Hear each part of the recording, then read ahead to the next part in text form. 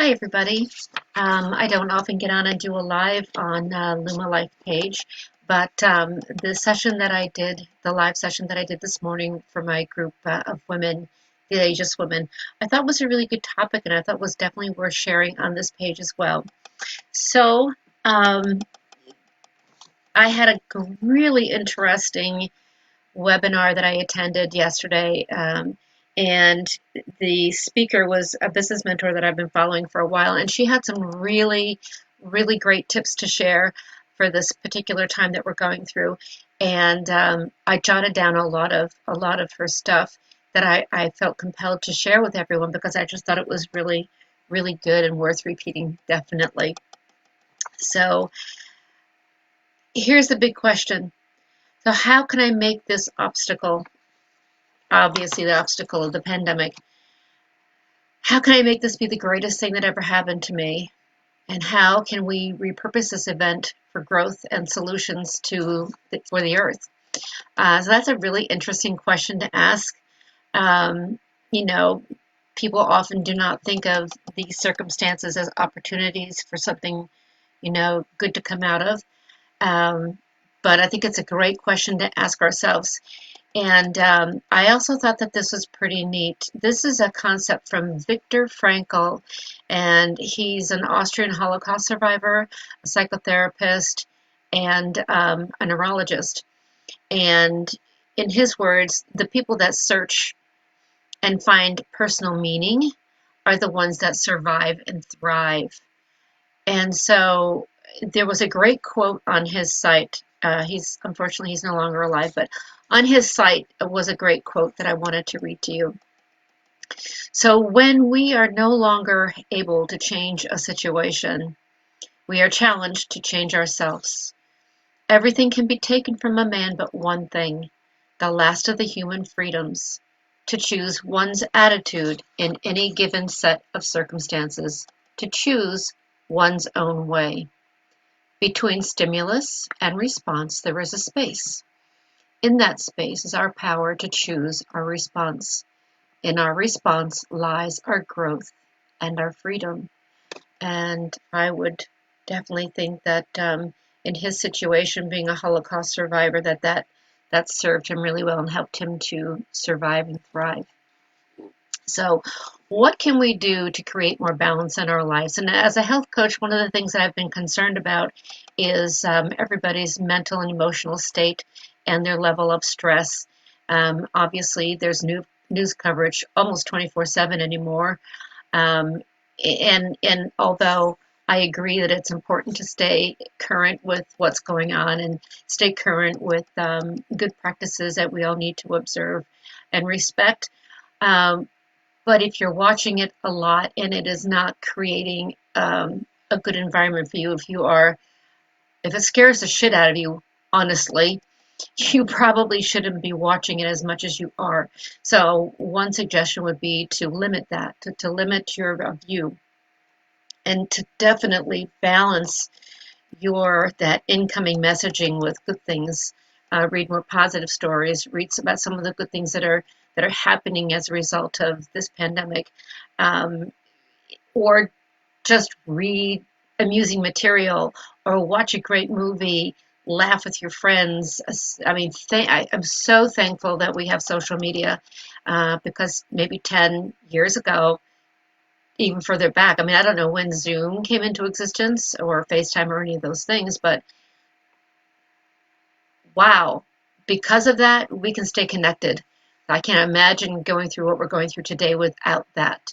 So take advantage of it. If you're not on Zoom and you're not on FaceTime and you're not on any of those things, I highly recommend that you consider joining and getting connected to stay in the loop with your friends and family. It's very helpful. So, what are some of the things that depress the immune system? One of them would be obviously subject of this is anxiety. So, overwhelming, unmanaged anxiety and stress and fear will suppress your immune system. And especially during a time like this when we're exposed or potentially exposed, we want to keep our immune systems healthy and strong. So there's a couple of things that I would ask you to do, and that's one, to do and there's several suggestions I have for you. Add in some things into your routine that mitigate that stress. So whether that be working out or going for a walk outside or meditating, yoga, um, really nice, gentle, easy practices that relax and soothe the body and mind. Listen to music if that's your thing. Paint if that's your thing. Um, Whatever it is to offset the stress and the fear. And try to limit and control those conversations that you with the people that would amp up the fear and amp up the anxiety, and you want to try to keep that to a low. Um, Sleep. Can't say that enough. Get a good night's sleep. If you're not getting a good night's sleep, then start Googling how can I get better sleep. I mean, there's a lot of things out there. I mean, I could spend some time and go through all those things with you, but there's a lot of resources out there to help you get a good night's sleep. Maybe it's music that you need. Maybe, I don't know. There's a lot of different things involved in the quality of your sleep, but that definitely will help you. It also helps your immune system stay strong and cell regeneration and all those great things that happen when you sleep. Um, and obviously food too.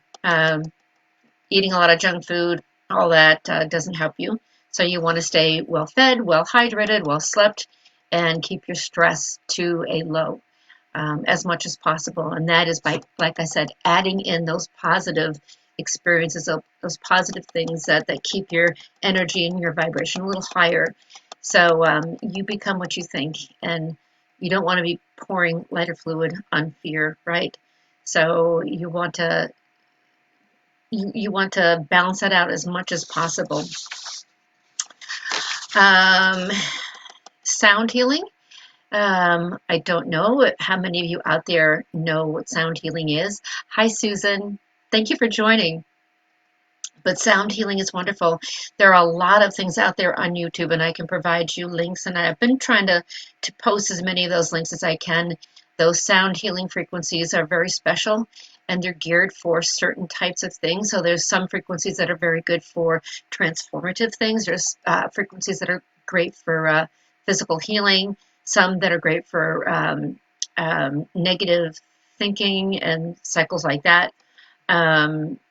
Positive reinforcing frequencies. So there's a lot of different ones out there. Solfeggio, and I'll post that. I think I did this morning, but if I haven't, I'll take a look. Those are just some to try. And if you have not done meditation yet, I highly recommend it.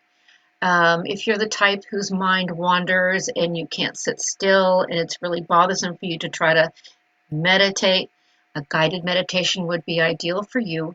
I do offer them on Monday nights for free at 9 o'clock every Monday. I'll be doing that up until my grandson is due towards the end of May. So up until his birth, I'll be giving them for free every Monday night. And if you're available, I'd love for you to hop on and join. It helps to keep your blood pressure down, helps to keep your stress and anxiety down, and is very calming. Highly recommend meditation if you have not given it a try yet. And here's another thing to think about is there is a blessing inside of every crisis. I know that's hard to think of sometimes, but if you look back on your life and some of the situations that you were in that were difficult, think back. What did that experience provide for you? Did it provide more time to get knowledgeable? Did it provide somebody new in your life that you wouldn't have known otherwise that became very important in your life? Did it start you on a spiritual journey? I mean, I want you to really look for the silver linings in crisis situations, the things that will come out of it that are going to be positive. And so it's a matter of what you decide to focus on. Are we focusing on stress and anxiety and fear, or are we focusing on, okay, breathe, be calm, be balanced. What is the good that's going to come out of this? And just do whatever you can to not get caught up in the negative side of life. And here's a good suggestion too. I've been doing this with a friend of mine, and It's we send each other three things every day. I'm not as good with this as she is. She's always very consistent, and I sometimes miss a day, sometimes two. Um, but writing down three things that you're grateful for that day, and it could be something really super simple. But just kind of review your day, like what good happened today. Oh, I had the chance to go out for a walk and it was gorgeous, or I got a great parking spot, or whatever it is, or I heard from a friend today, it was lovely. So consciously think of three things good that happened to you today. Also, I used to do this practice a long time ago, and I think I'm going to start it again. As well as finding three things that you're really grateful for. Think of three things that you would like to be doing better. Three things that you would just like to improve on. That gives us the motivation and awareness that that we're still working towards something, and that we want to get there, and we want to have that manifest in our life. So if you keep it on your mind and you keep it written down, you will work towards that, and that's how the mind works, by seeing and doing. It propels the person to go after it. So write down three things that you would like to improve on, and then three people that you need to send love to. Three people that maybe aren't your favorite people in the world. Maybe somebody who is really irritating you, or you're mad at, or you have a grudge against, or you're just pissed off at. Um, think of those three people and send them love.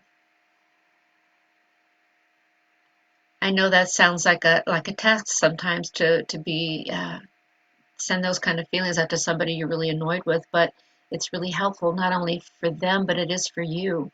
Thinking of that person in a loving way, in spite of whatever circumstance surrounds your feelings, when you intentionally decide to send that person love, it changes things. It changes, like I said, it changes the way you feel towards them, and it changes them. And this is not a form of, this is not manipulating somebody. This is genuinely sending that person love, and they feel it.